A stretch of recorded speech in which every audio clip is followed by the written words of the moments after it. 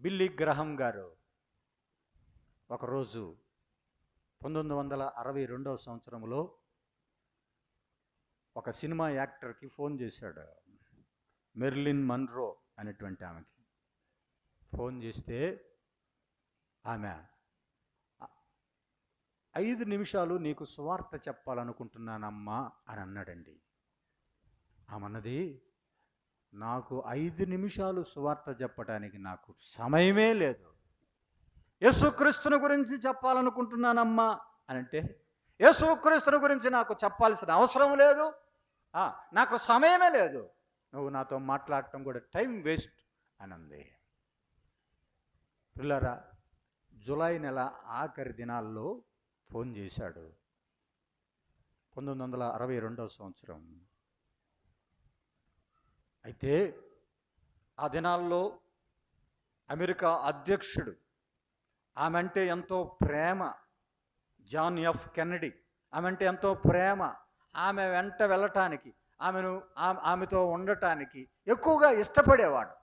అలాంటి John F Kennedy కూడా ఆమె అందాన్ని చూసి ముగ్ధుడైపోయాడు.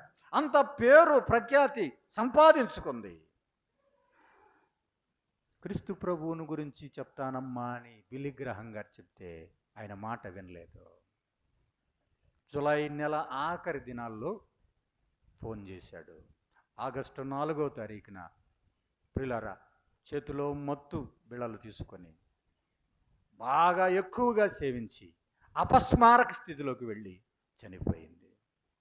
నాకు దేవుడు అవసరం లేదు, నాకు ఇచ్చిన డబ్బు ఉంది, జ్ఞానం ఉంది, బలం ఉంది అని అనుకొని దేవుణ్ణి వ్యతిరేకించి, దేవుణ్ణి తృణీకరించి, దేవుని పక్కన పెట్టేసి వెళ్ళిపోయింది. 5 నిమిషాలు సమయం ఇవ్వటానికి ఆమెకు సమయం లేదు. కానీ ఇప్పుడు శాశ్వతంగా ఆమె మరణం అయిపోయి ఈ లోకంలో నుంచే వెళ్ళిపోయింది. ఆలోచన చేయండి ప్రియులారా, గర్వముతో నడుచు వారిని అనప శక్తుడు అనే మాట జ్ఞాపకం చేస్తున్నాడు ప్రియులారా. మనందరికీ తెలుసు, నాశనమునకు ముందు ఏమి నడుస్తుంది అన్నాడు? గర్వము నడుస్తుంది. దేవుడు అహంకారులను ఎదిరించి దీనులకు ఏమనుగ్రహిస్తాడు? కృపను అనుగ్రహిస్తాడన్నాడు.